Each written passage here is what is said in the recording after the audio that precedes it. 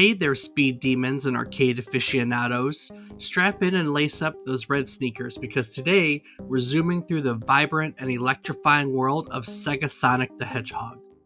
It's 1993, and the arcades are pulsating at the heart of gaming culture. Sega, not content with dominating home consoles with their blue blur Sonic, decides to catapult him into the arcade scene with a game that's all about speed, teamwork, and vibrant isometric views.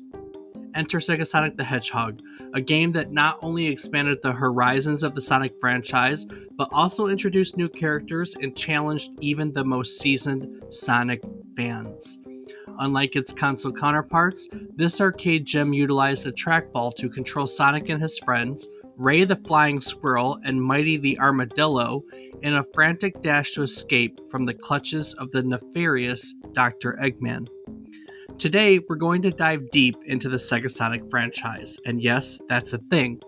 We're also going to take a look at Sonic arcade cabinets as a whole, so if you're ready to dash through loops and dodge those pesky obstacles, stick around as we sprint, powered nothing but rings and pure Sonic speed, and take today's trip down memory card lane.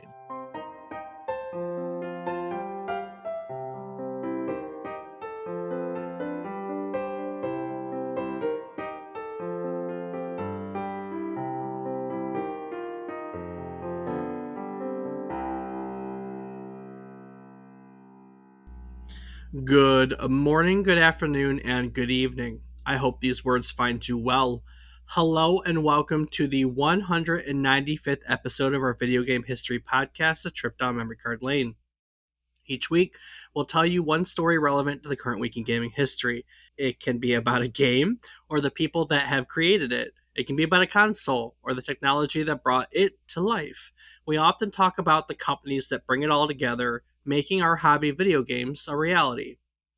While telling you each story, we hope to teach you something new about the topic, what it took from the world as its inspiration, or what it gave back to the world in its legacy. Today, we're all going to learn about SegaSonic the Hedgehog, an arcade game and a franchise, frankly, that sprinted its way into our hearts with its release in June of 1993. I'm David Casson, and as always, I'm joined by my co-host, who's always a few steps behind in the race, but first in fun. He's my brother, Rob Casson. Rob, have you ever tried running as fast as Sonic, but in a giant hamster ball or giant hamster wheel? We got to burn off that energy somehow, Dave. And it's just a normal Tuesday for us. Have you actually ever run in one of those, gone to the carnival and ran in, the wheel? Which I guess it moves at its own pace, doesn't it? Yeah. I have not done that, no. Is there, a human equivalent? They have those giant bubble balls, don't they? Yeah, absolutely they do. I guess that's the equivalent of a hamster ball, huh? I would agree so, yeah. You ever gotten to play in those? I have not, unfortunately, no. Yeah, me either. What a shame. We should change that. I agree. Definitely should. I don't know what we would do. Can't you run on water in some places in those? I have seen that, yeah. I would imagine it would have to be large because of the buoyancy, the displacement, but who knows? Maybe it's... I don't know. Never done it, so something to try. Tried it at Niagara Falls. Let's see what happens. No, not Niagara Falls, but I think running on water would just be interesting. I hope that they never get to the point where they can sink, because that would be terrifying. I definitely agree. It would be terrifying. Yeah. I don't know. Maybe we'll rethink that plan. Yeah, we'll see. Well, I think we have a lot to talk about today, so tell me about this current week in gaming history. Alrighty, well, kicking it off on May 22nd, 1980, location testing for Pac-Man began, a pivotal moment in the history of video games. Created by Toru Iwatani and developed by Namco, Pac-Man was set to revolutionize the arcade industry with its simple yet addictive gameplay. Unlike the common shoot-'em-up game of the time, Pac-Man featured a character navigating a maze, eating dots, and avoiding ghosts, which introduced a new form of play to arcades. The location testing, which took place in Tokyo, was crucial in gauging the game's appeal and functionality before its wider release. The positive response it garnered ensured its launch into arcades, where it would quickly become a global phenomenon, deeply influencing pop culture and the gaming industry for decades to come. We talked about Pac-Man way back in episode 14, which is one of our early episodes from when we were still learning how to do this, so not as good as now, but there's still some great information tucked in there, so go check it out. That was a history episode. We kind of flirted between history and other things back then, but that was a history episode. That was cool. Well, it was definitely different, and you got to address that, because, you get a formula and you change the formula, you're like Coke, and everyone gets mad. True statement. We have a formula? I do think so. Yeah, I think so too. I like our formula now. All right. On May 22nd, 2000, Perfect Dark was released. Developed by Rare and published by Nintendo for the Nintendo 64. This first-person shooter is the spiritual successor to GoldenEye 007, another Rare title renowned for its groundbreaking gameplay. Perfect Dark built upon that foundation, offering players enhanced graphics, a complex storyline, and innovative multiplayer modes. The game follows Joanna Dark, a spy navigating through a web of conspiracy involving rival corporations and extraterrestrial threats. Notable for its AI companions and enemies, sophisticated stealth elements, and a robust weapons arsenal, Perfect Dark became a hallmark of the genre, highly praised for its depth, challenge, and engaging multiplayer experiences. Mm-hmm. On May 19th, 2005, Brain Age Train Your Brain in Minutes a Day was released for the Nintendo DS, introducing players to a new genre of brain training games. Developed and published by Nintendo, the game was inspired by the work of neuroscientist Dr. Ryuta Kawashima. Brain Age features a variety of puzzles and tasks designed to help stimulate the player's brain and improve cognitive functions. The tasks, which include simple math problems, reading exercises, and Sudoku, are meant to be completed daily, with the game tracking progress over time. Brain Age became a cultural phenomenon, appealing to a broad demographic of players and inspiring a series of cognitive training games, heralded for making mental fitness accessible and entertaining. It's true. It probably convinced a lot more people to buy a Nintendo DS at the time. I worked in that industry at the time, and people people would come in. People that you wouldn't normally expect to come in to play video games would come in to get a DS just for Brain Age. Oh yeah, I definitely played Brain Age. I thought it was a lot of fun, so Same. it was good. Yep. Same. On May 23rd, 2006, Rockstar Games, renowned for its narrative driven and expansive open world titles, released something quite unexpected.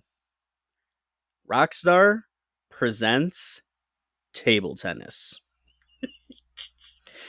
The game was developed to showcase the capabilities of their proprietary game engine in preparation for future titles like Grand Theft Auto 4. Rockstar Presents Table Tennis focuses purely on the sport, offering a highly polished and realistic table tennis simulation that emphasizes skill and precision. Praised for sharp graphics, responsive gameplay mechanics, and intense competitive edge, the game provided both casual and hardcore gamers with a deeply engaging sports experience. It stood out for its simplicity and precision in an era where sports games were often complex and feature-laden, making it a memorable deviation for Rockstar Games. And we literally just talked about it last week during our episode on Red Dead Redemption, so if you haven't listened to last week's episode, go check that out. Yeah. Go listen. Yeah. Yeah.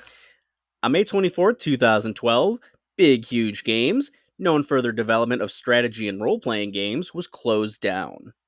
The closure occurred after its parent company, 38 Studios, faced financial difficulties and ultimately declared bankruptcy. Big Huge Games was notable for titles like Rise of Nations and had recently released Kingdoms of Amalur: Reckoning, a well-received RPG that showcased their ability to create expansive and engaging game worlds. The closure was a significant event in the gaming industry, highlighting the financial volatility in game development and the impacts of economic mismanagement on creative enterprises. The talents and legacy of Big Huge Games have continued to influence the industry, as many former staff members have joined other gaming projects or started new companies, continuing to contribute their expertise to the field.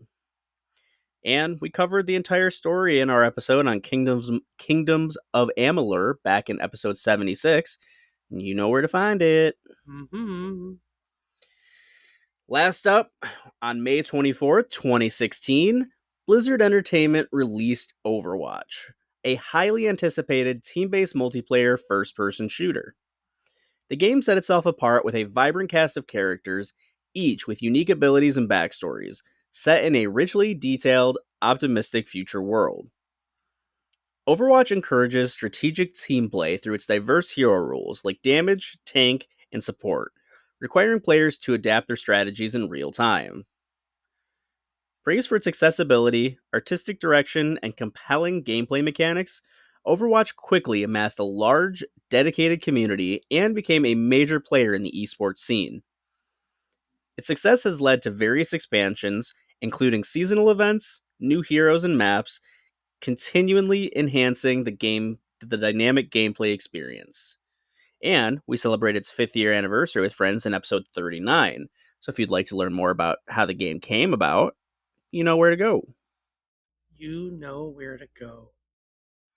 Oop, And if there it you is. and if you don't, it's memorycardlane.com Or wherever you listen to our podcast. or wherever you listen to our podcast. Very, very true. All right, Rob. So about 6 months before the release of the original Sonic the Hedgehog, Sega filed a trademark application simply for the word Sonic. Now, there was no surprise there, right? They were working on a game called Sonic the Hedgehog. We know that it was designed to be their Mario killer, per se, right? Right. So they had high hopes for the game. You know, we celebrated the 30th anniversary of the Sonic series way back in episode 43. So if you want to learn all about the origins of Sonic and how Sonic was created, go check out episode 43. But we know that, Sega is here developing their new flagship series, literally a series that they're using to compete against Super Mario Brothers. And they are, of course, going through the legal motions, which includes protecting all the rights to their games and characters. So this was December 7th, which I just realized is D-Day, 1990. That's not D-Day. And it was on December 7th, 1990, that the trademark on Sonic was filed by Sega. Of course, Sonic the Hedgehog would come out in the summer of 91, roughly. About 3 days after that, on December 10th, Sega's rival, so to speak, Taito, filed a trademark application for an arcade cabinet that they released that same month in December of 1990. The trademark application was for an arcade cabinet called Sonic Blast Man. And since we probably have no other reason to talk about this arcade cabinet, I'm going to take a moment and talk about it here because it's a little bit interesting. So Sonic Blast Man, Rob, is this arcade cabinet. It's essentially one of those punching bag machines built around an actual video game. Oh, Do you know what I'm okay. talking about? Yeah, like the drop downs that you punch and get a score. And you get a score, right? So this one is essentially that. It has 5 stages, right? And these stages are typical scenarios for superheroes as they advertise. I looked at the stages. One is a woman being assaulted by a thug. Another is a baby carriage that's pushed into a highway and you have to stop a car to save it. There's an Oh. armed group taking control of a building. There's a giant crab terrorizing a ship. That's my favorite. And then there's an asteroid on a collision course with Earth. Superhero things, right? Oh, totally, 100%. And basically, what it is the game has boxing gloves hanging from it. And as you go in each level, instead of a bag hanging down, like a bag comes up from the machine, like it comes up in front of you. And every enemy has a certain amount of life per se, and you have 3 punches to eliminate all of its health. So it's the same concept. You punch the bag, it measures on a scale how hard you hit it, and it takes that score away from the enemy's health. And if you can make the enemy's health go to 0 in 3 punches, you move on to the next stage. Wow. It's kind of cool, huh? It's kind of cool, but I feel like if you don't know how to punch those things, you're screwed. You can never win. Well, interesting thing about that. Yes. So its Wikipedia page for Sonic Blastman actually has a promotional flyer on it, and the advertisement for the machine, the brochure that they use to sell it, advertises it as a machine dedicated to peace. What? So related to what you just said, before we move on, because that's about all there is about Sonic Blastman, it has this fun little side note. In 1995, Sonic Blastman machines were recalled here in the United States because people were getting reporting injuries while playing the game. That's understandable. Yep. About a year later, the USCPSC, the United States Consumer Product Safety Commission, they announced that Taito had agreed to pay a fine of $50,000 for failing to disclose any injuries. So they ended up getting fined for keeping it a secret. So if you're wondering why you've probably never seen this arcade cabinet, they all got recalled, and that was that. So Well, that makes perfect sense now. it does. So Sega's getting ready to make Sonic the Hedgehog here in late 1990, and Taito just pushed out Sonic Blastman, and 3 days apart, both companies filed for trademarks that include the word Sonic. Sega files their trademark to cover just about everything you can imagine from the merchandising standpoint. It even includes fire extinguishers, interestingly enough, and of course, arcade video games. And when Taito files their trademark, it's specifically in reference to arcade video games and machines. So at this time, trademark applications in Japan typically take about 2 or 3 years to process. So this all has to play out over a period of time. In the meantime, Sonic the Hedgehog comes out, which was June of 1991, and it's a success, right? So much so that the plan for it to be their flagship, their Mario killer, is realized.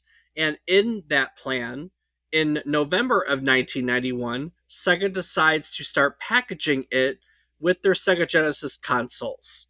And by now, Super Mario Brothers was selling with the Nintendo consoles, and Sega said we're going to sell Sonic the Hedgehog with the Genesis consoles. It just takes off, right? I mean, we know that because Mario Brothers got sold with the consoles, it was one of the best-selling games of all time, and there's no doubt that Sonic the Hedgehog was a console seller, right? People bought Sega Genesis consoles to play Sonic the Hedgehog. There's no doubt about that. And the Yeah. same way for later generations, people bought Xbox to play Halo, for instance. Yeah, you definitely got a point there. What would you say PlayStation's bought is? Because they didn't really box games in too much, like in the same God way. of War? Yeah, they did do God of War. They did a Shadow of the Colossus bundle. Did they do Crash Bandicoot for a while? Because he was their mascot. I don't remember there being a Crash Bandicoot one. I just remember it being a huge thing when they finally remastered it. Yeah, I don't know.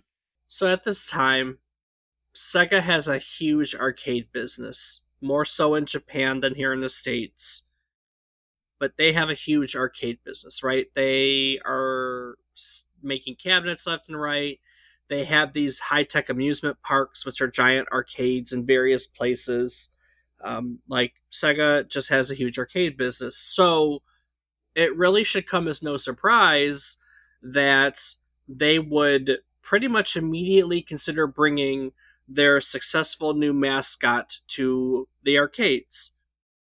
So they have a team pretty quickly start working on a Sonic the Hedgehog arcade cabinet, which we'll come back to very, very shortly.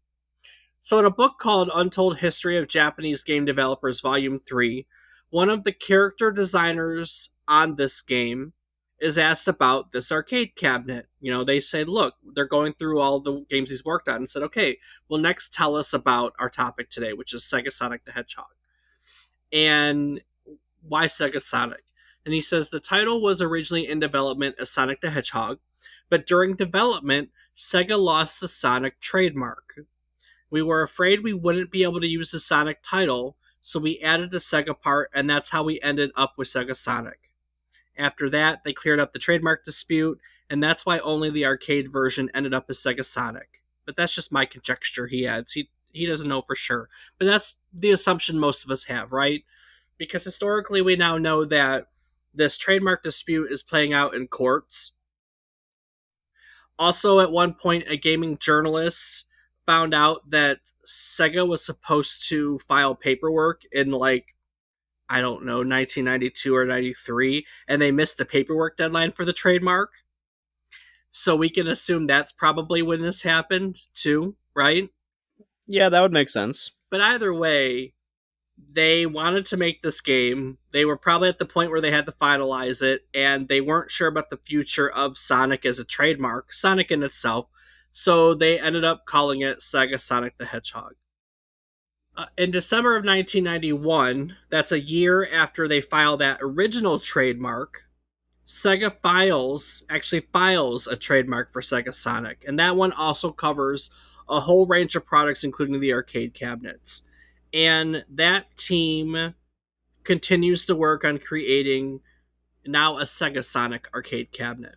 Now, there's an article out there from it's a summer gaming preview in 1993 talking about upcoming Sega products that states that it has like one line that says Sega Arcade or Sonic Arcade, and then like two sentences, and basically it says that Sega had attempted to create two prior games for the arcades, but that neither of them were released because, and I quote, this is literally in quotes in the little blurb, they were not the specialness that Sonic was. So they tried. They kept trying to make Sonic games and they weren't sticking. It does say, though, that one is currently in development but not ready to release, and since this is 1993 summer preview, we can assume that's our topic for today, which is Sega Sonic the Hedgehog, because Sega Sonic came out May of 1993, right? So almost summer of 93. That would make sense. And it's certainly a unique Sega game, period, let alone a game unique to the Sonic franchise in its entire history, right? So by 1993, when this cabinet was released, we had only seen Sonic the Hedgehog 1 and Sonic the Hedgehog 2. So there were only two games in the series. And I have no doubt, probably, that the arcade cabinets that they were trying to develop prior to this one were something more like the console versions of Sonic the Hedgehog. But for whatever reason, they probably couldn't figure out how to make it right in the arcade cabinets, you know? Yeah. And what we ended up with, is something completely different. Completely different. So, Rob, Sega Sonic the Hedgehog, it's a platform game that plays kind of like Marble Madness, which is the best way I've seen it described. And I know you probably do you remember Marble Madness at all? I do not know. Okay. So this game is played in the isometric perspective, right? So top down, kind of skewed isometric. And basically, you control Sonic or his friends, which we'll cover in a second, with a trackball. So you spin the trackball to make him move fast in a direction. You have obstacles you have to dodge. You have rings you have to collect for health. But you basically, that's it. You move him through this like tower up, going through the different levels with a trackball, which is, it makes sense for Sonic in a way, 100%, yeah. I mean, agree. because Sonic, rolls up into a ball, moves fast. So the fact that you have a ball that you literally just like spin fast to make him move, it's logical. Extremely so. So one of the other things to come out of that character designer, his name was Kusanagi interview, was that he stated that the ideas for the trackball control, they were conceived after another member of the team who remains unnamed, who was a fan of Marble Madness, suggested that a trackball would work well with Sonic's style of gameplay. So he suggested it, they tried it, they liked it, and it stuck. So literally Marble Madness is a direct inspiration for this game. It was up to a 3-player game. You could choose between Sonic or one of his friends. Those friends are Mighty the Armadillo, are Ray the Flying Squirrel. Now, Okay. we can account for one of these because when they were designing Sonic himself, and we covered this back in our Sonic episode, they were looking for animals that rolled into a ball. And the list came down to two, right? The hedgehog, obviously, and the armadillo. So we know, of course, which one they chose, but we all assume that Mighty the Armadillo comes from the one they didn't choose, comes from that period when they were just creating characters to see what sticks. It's kind of fun to think that we could have either got Mighty the Armadillo instead of Sonic the Hedgehog, but, whatever. What if? And yeah, they designed a game for three players, so you could stand there, ride with two of your friends, and all look really silly spinning that trackball. And like most Sonic games, you collect rings as health, and you dodge obstacles as you chase Dr. Eggman over and over and over again through, in this case, 7 levels. It is certainly something very different than any of the other Sonics that were available at the time. And speaking of something different, do you, dear listeners, have something completely new that you'd like to give to the world? Have you ever considered making your own podcast? Do you have something clever and engrossing that you'd like to share with us, but you really don't know how? Our friends at Zencastr have created an all-in-one podcasting suite of tools that makes it easier than ever to create your own podcast. With Zencastr, it's super easy to record a podcast. Everyone logs in using their web browser, and you just start recording a high quality podcast right away. It allows you to record up to 4K video with your guests, and with Zencastr's multi-layered backups, you always have the highest quality recordings, even when your connection is unstable. And with Zencastr, you never have to worry about what you sound like. Zencastr's post-production process always makes you sound awesome. It automatically removes all those filler words, the ums, the ahs. You can get rid of awkward pauses. You can set the right podcast loudness. You can reduce background noise. It's literally like a bunch of options that you click. Do this, do this, do this, do this. And then you click produce, and away it goes. When it's done, it sends you an email that says your post-production's done. You go download it and do whatever you want with it. And even if the thought of podcasting overwhelms you because you think you need tons of different tools and services, relax. Those days are over. With Zencastr's all-in-one podcasting platform, you can record, create, and edit your podcast all in one place and distribute it to Spotify, Apple, and other major destinations. So if you'd like to start your own podcast, or maybe you want to take your current podcast to the next level, we've got a deal for you. Go to zencastr.com/pricing and use our offer code MemoryCardLane, and you can get 30% off the first month of any Zencastr paid plan.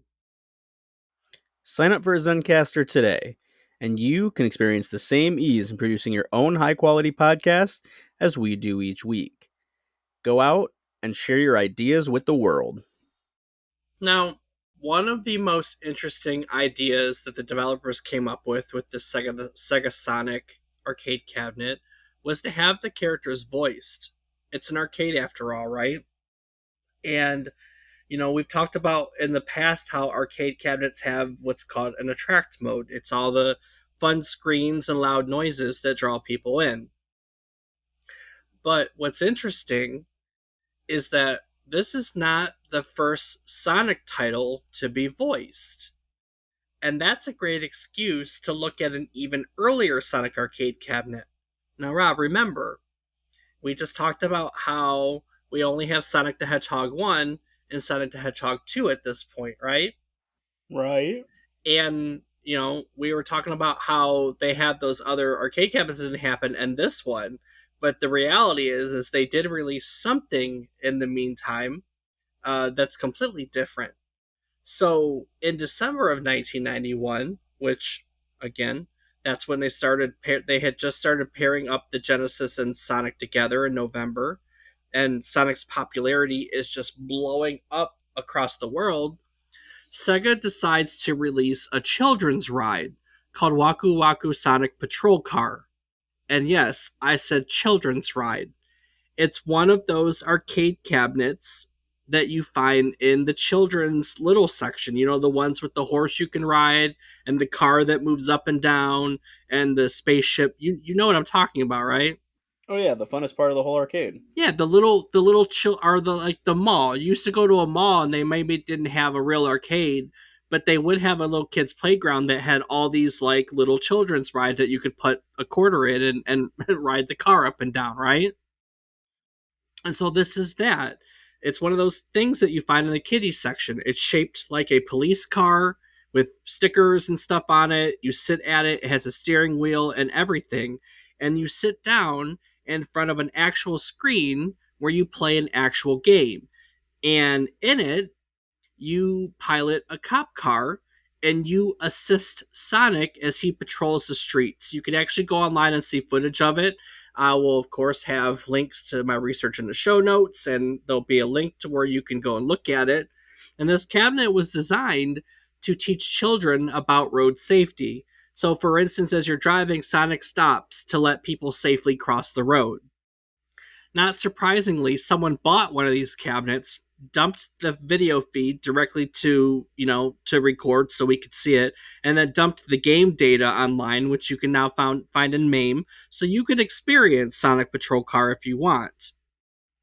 But what's really fun about this game is that Sonic is fully voiced. It's the first time that Sonic has a voice, and it comes right away because we're talking like June of 1991 is when they released the original Sonic the Hedgehog, and here we are in December with this children's Sonic Police Patrol game, and in it, Sonic is already voiced. Now, I don't know what he says because it's in Japanese and I didn't dig out a translation, but he says something when you start the game, when he jumps into a police car. He responds to various things while you're playing. But, Rob, here's something interesting for you that I just learned. This is my thing. The first Sonic voice actor was Takeshi Kusai, who you probably know best as Trunks in the Dragon Ball series. No kidding. No kidding.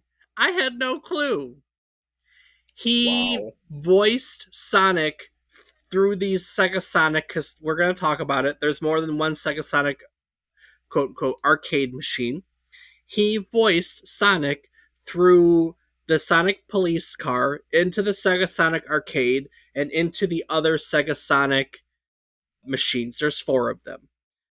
So the very first Sonic voice actor was Trunks, which is really fascinating to me. That is extremely fascinating. I had no clue. I love finding weird things.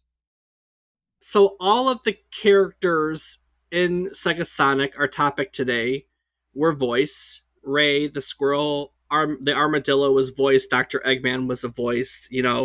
Takeshi voiced Sonic here in the arcade cabinet. Now, Ray the Flying Squirrel was voiced by a voice actor called Hinaku Kanemaru, who also voiced minor characters in the Sailor Moon series, among others. Mighty the Armadillo was voiced by Yusuke Numata, who also voiced a bunch of minor characters in various series. He voiced, is it Cybermen? Sabermen? Cybermen. Cybermen. So he voiced Cybermen in Dragon Ball Z. He also voiced Baby in Dragon Ball GT. You've heard his voice because he voices both Cybermen and Baby Vegeta in your Budokai Tenkaichi series. So he still is the voices, right? Okay. And Eggman in this game was voiced by Masaharu Sato, who also voices minor characters in Dragon Ball series. And I mean minor characters. His Dragon Ball credits include Assistant Black, Dolphin, Jasmine, Pagos, Pig, and Rabbit gang member. So minor voices. Oh no, those are like major villains. What are you talking about, Dave? Come on. Everyone knows Dolphin. Yeah. So yeah. So I just think that's so interesting that Trunks was the first voice of Sonic. And it came so early in the Sonic franchise. It came on a children's ride, no less. And Yeah, that's it's incredible. relatively unknown. Why would we have a reason to know that otherwise, None whatsoever. So, in March of 1993, they release another children's ride. It's called SegaSonic Cosmo Fighter. This is, again, a children's ride. It's shaped like a spaceship. And basically you it's a 2D shoot 'em up game from the top down, right? And you play it from the top down perspective. It's a shoot 'em up game. It's kind of like Galaga. Here in the States, you might know that airplane shooting game 1942 or 1943, right? So it plays like those. And the cabinet actually shakes during the ride, so that's exciting. You insert a coin, Sonic gives this little speech, and then he hops in a spaceship, and Dr. Eggman comes and tries to destroy Sonic's spaceship. So it's like a bullet, style game. Same voice actors for Sonic and Eggman.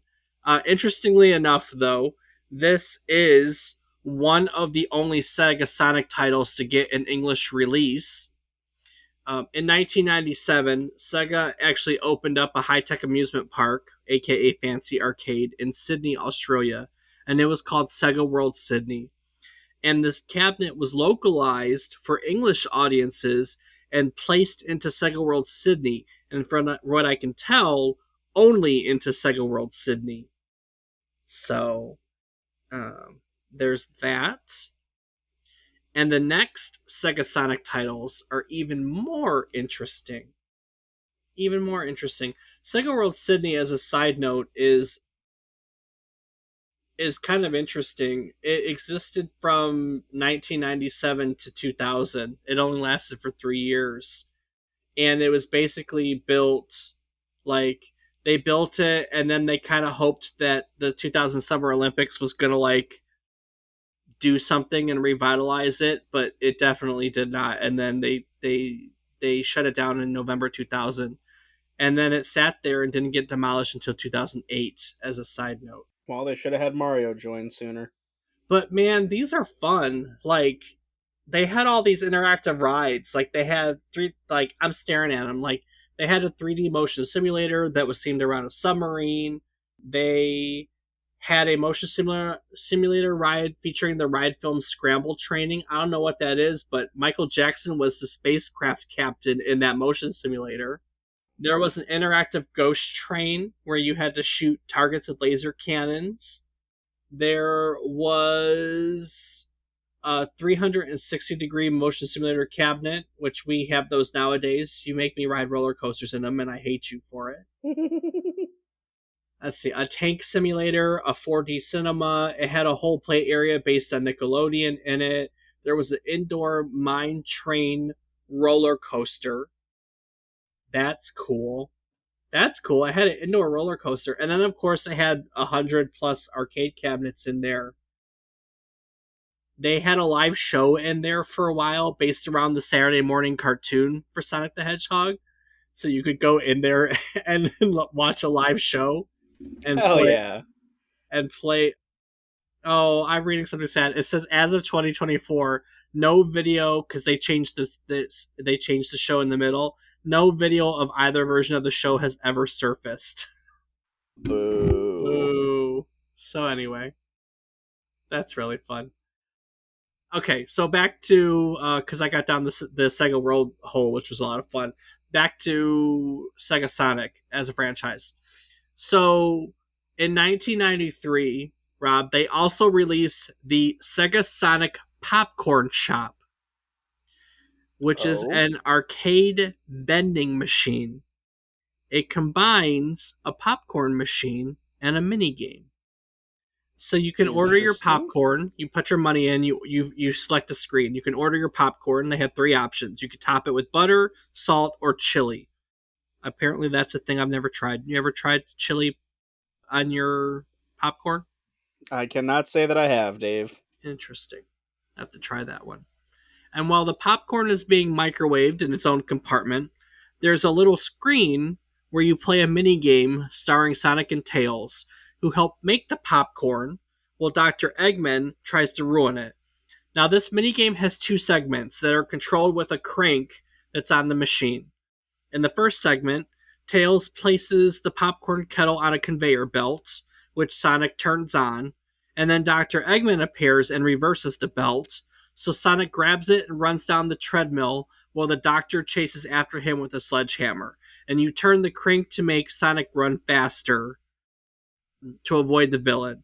Now, if he gets too close, Sonic jumps out of the way, so he doesn't actually get hit by the sledgehammer. They can't have it lose. You need your popcorn, you know? I mean, I guess that's fair, but I think it would be better just to, if you don't get it, you don't deserve it.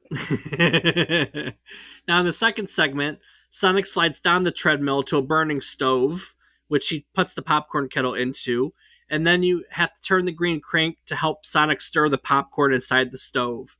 Eventually, the cup leaps, which means it's done. Eggman snatches a popcorn from kernel from it and eats it, and the real life popcorn is dispensed at this time. The game ends when the popcorn's finished. Tails walks off screen to give the player a paper cup that features Sonic and Tails, and that's the paper cup that's dispensed from the machine. Neat concept right there. And then the last one is SegaSonic Cotton Candy Scramble. Now, this one has never been released. It was seen in the public exactly once during the Japanese Amusement Machine Show in 1994. And essentially, it is the popcorn vending machine, but surprise, surprise, it dispenses cotton candy. And it was lost for the longest time. They never saw the cabinet again. There weren't any pictures of it or anything. And then recently, people unearthed a sales catalog from back then that had it in it. And since then, the plans for the cabinet have found their way online. So now you can actually go online and see the plans for it too. Still no cabinet. Don't know if this cabinet exists anymore. My guess is when they didn't sell it, they broke it down, you know. Most likely, yeah. But nowadays we know what it is, thankfully. But yeah, they had all these plans to put them in. Sega has these chain of indoor amusement parks. They're called Joyopolis. We don't have any here. They're all Japan, Tokyo, and Shanghai has one, and they are these giant arcade slash Sega merchandise stores that they have over there. And kind of like how Sega World Sydney had unique rides, these have unique rides, and so on and so forth. So there has been like 22 of them in history, but I think that how many are left now? Like four, if I'm not mistaken. Oh, 11 have been opened, but only four remain at this time. Good guess, Dave. But they have all these things, like attractions. The one that's open has a live roller coaster, and then there's God, Rob, we gotta go sometime because there's all sorts of. There's a game called Spicy Taxi, which is a driving simulator that has 360-degree cars that you sit in. What the heck? There's a House of the Dead attraction. There is like laser tag. There is a ride version of the arcade game Transformers Human Alliance, which is in that 360-degree rotation motion simulator. There is a game called Ace Attorney in Joyopolis, which, that could be fun, right? A jungle-themed Jeep simulator, a jungle-themed hang glider simulator. There's a bunch of cool things here, man. Oh yeah, there's definitely a lot of very interesting sounding things, and would definitely be worth checking out some point. Yeah, I think that's definitely something that needs to whatchamacallit. When Sega decided to bring this arcade concept over to United States, it became GameWorks. I don't know if you know that. So I did not. yeah, GameWorks was operated by Sega. Sorry. So anyway, I thought that real quick, since I don't know when else we'll ever have a chance to talk about them, we can talk about the only other arcade cabinets that feature Sonic. Because aside from Sonic Patrol Car and the four Sega Sonics, there's actually only two more Sonic arcade cabinets that exist in the entire world, like that have ever been made. So, in 1996, Sega released Sonic the Fighters. It's actually known here in the United States as Sonic Championship, and it's basically a 3D fighting game where characters from the Sonic franchise compete in one-on-one battles. So think like Virtual Fighter, but with Sonic characters. Interestingly enough, it's also the first 3D game in the Sonic series. So another little interesting piece of trivia for you. And Sonic the Fighters came about when someone at Sega, team at Sega, was developing another 3D fighting game that was called Fighting Vipers. And someone that was developing that game just did an experiment and they put a 3D Sonic model into that game and showed it to people who loved it and greenlighted Sonic's own fighting game. So they essentially took the game engine, all the work that they did for Fighting Vipers, and they rewrote. I mean, Fighting Vipers exists as a side note, but then they rewrote the entire game around Sonic characters and created Sonic the Fighters. And then that was a weird name, so they brought it over here as Sonic Championship. So I've never seen that arcade cabinet. Have you? You've been to a hell of a lot more arcades than I have, Yeah, Dave. true state. Very true. True. And then there's actually one more. There's one more that actually exists in what we were just talking about. It's found in Tokyo Joyopolis. And it's a game called Sonic Athletics. And it's a game in which you compete in races on treadmills. Up to 8 people at one time can step up to a station. It's a treadmill with a screen on the end of it, so you face the screen, and you can compete in 3 different events by running on the treadmills. So the speed of your character in these events, right, depends on the player's running. So if you run faster, your character runs faster in the game too. And then the 3 events are the 100-meter dash, the long jump, and the 110-meter hurdles. And so there's also a little button on the end of the treadmill to jump for the events that require jumping. I don't know if I'm running as fast as I can if I really have the wherewithal to hit a button and jump, to be honest with you. Yeah, that's entirely true. I also don't know if I actually want to go to arcade and run as fast as I can. That just seems like way too much work. I was thinking that too and would love to know what the person who created that was thinking, but sometimes you just gotta roll with it. So you also have Sonic Athletics, and those are the what is that, six, four, five, six, seven. Those are the 7 Sonic arcade cabinets that have ever been created by Sega. A lot more than I thought there were. Before we take it out, because I mean that's Sega Sonic, I do want to emphasize actually that Sega Sonic was a whole merchandising thing. So as we talked about, Sega World Sydney, Joyopolis, all these arcade venues, Sega had all these huge arcades, games where you could win prizes. And I'm sure you could also get tickets and redeem tickets for prizes, right? Probably. So there is a ton of merchandise that has the Sega Sonic name on them because that's what was the only thing available to them in the beginning because the debut was specifically over Sonic on arcade cabinets, right? So in the beginning, they only had Sega Sonic as a brand name available to them. And so they released the early merchandise under the Sega Sonic name until they resolved the trademark dispute. And by the time that happened, Sega Sonic in the arcades was kind of a thing, so they stuck with it. They continued to make Sega Sonic merchandise until 1998. Wow. And I looked on the wiki, like the Sega wiki, where people post pictures. There is a lot of merchandise, Rob. There are plush toys, there are clocks, there are padlocks shaped like Ray and Mighty and Sonic. Like the padlock itself is shaped like the character. There are mugs. There are coin banks, piggy banks shaped like the characters. There are yo-yos. There's little handheld LCD games. There's jigsaw puzzles.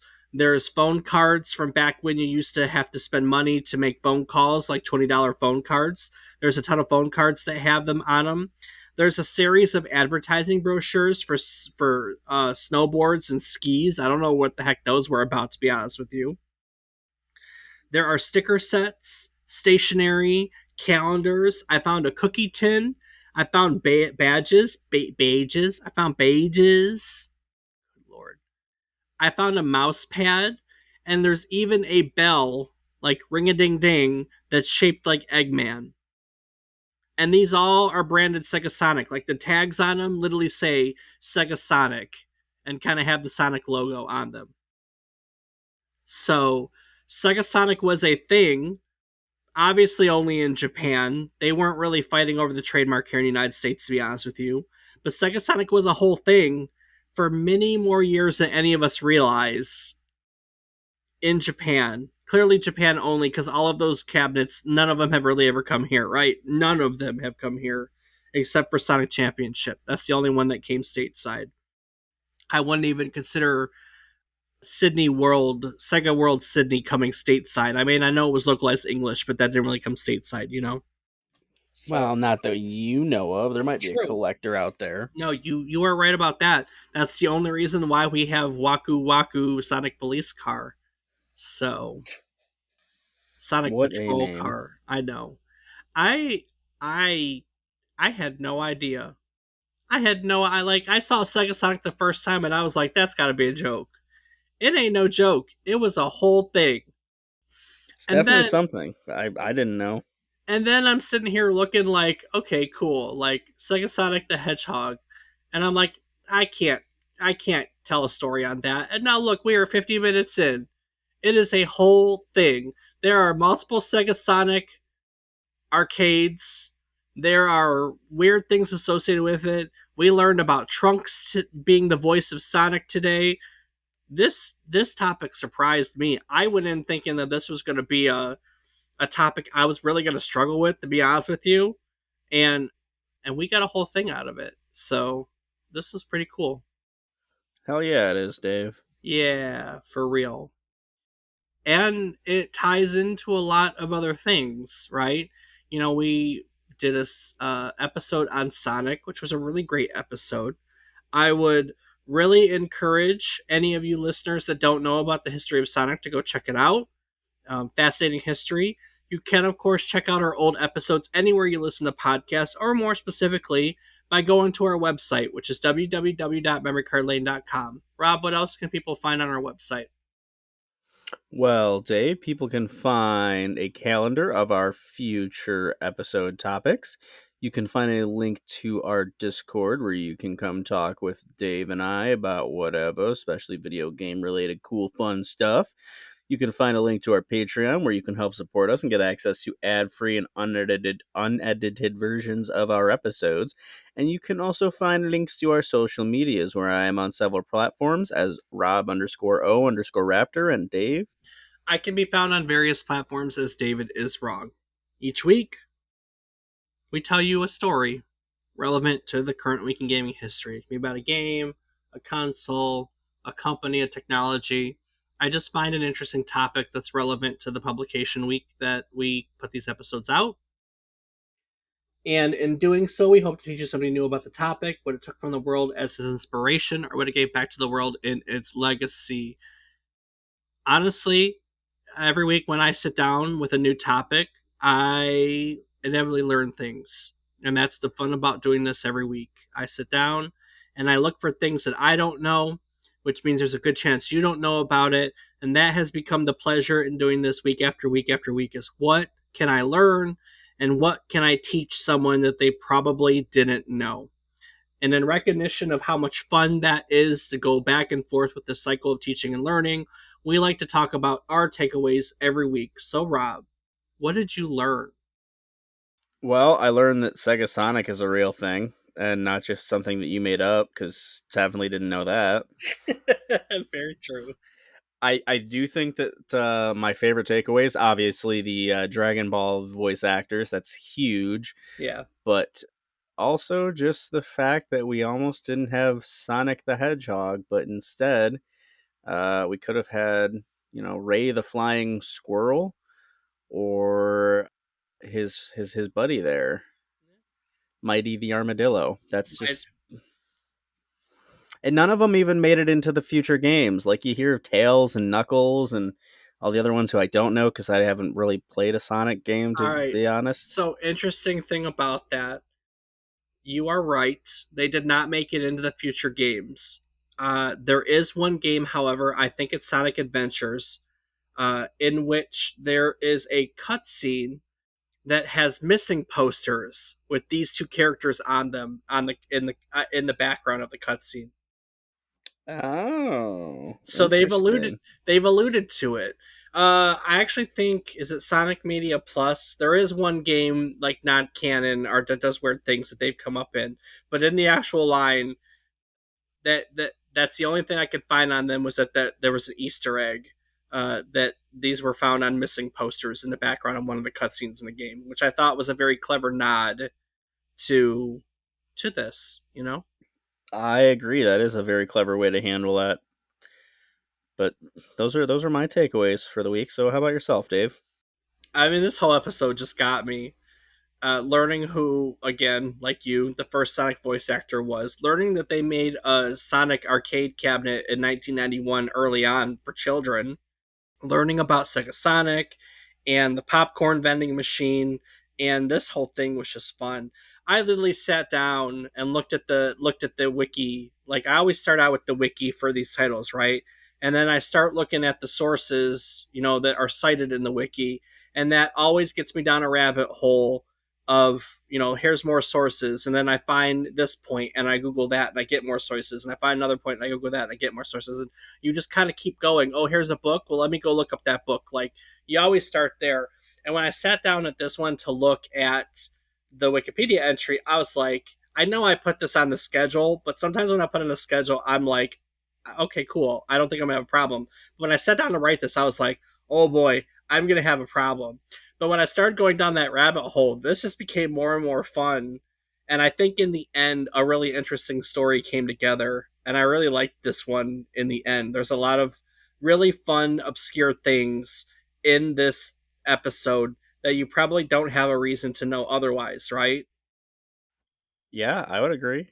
The Trunks thing, Sonic Blast Man. I mean, I never knew that there was an arcade cabinet that you punch things to defeat your enemies. That's new. Or that people injured themselves playing said arcade cabinet. Never knew about the Sega Sonic arcade popcorn machines or the fact that there were Sonic children's rides. Like, this one just turned into a whole bunch of really weird, obscure things. I don't know if I would have found out otherwise. And so I really enjoyed putting this episode together in the end. So I wasn't sure in the beginning, but I really like this now. Well, that's the whole point, is learning about things and reinvigorating that love. Alrighty. Well, on that note, Rob, is there anything that you'd like to add to today's episode? I do want to take one quick moment to say thank you so much to all of our listeners. It means the world to have you along with us as we rip and roll through the week by week history game things. That's very true. Yes. Thank you for Yeah. thank you for ripping and rolling with us. All right. Yes. That wraps up our electrifying dive into the world of Sega Sonic the Hedgehog. We've raced through the twists and turns of its title, explored its own unique gameplay mechanics, and reminisced about the Sega Sonic brand as a whole. We hope you enjoyed this fast paced journey as much as we did. But I need you to hold on to your seats because next week we're shifting gears from the colorful world of Sonic to the airy, dark corridors of Dark Seed. Created by the legendary artist H.R. Geiger, Dark Seed is known for its chilling atmosphere and intricate puzzles that keep players on the edge of their seats. We'll look at the story behind its creation, delve into the game's unique art style, look into the history of the artist, and discuss the game's legacy in the horror game genre. So if you're ready to step into a world of nightmare and intrigue, join us again next week on another creepy trip down memory card lane. Do the thing. Scooby Doo ba ba ba ba da.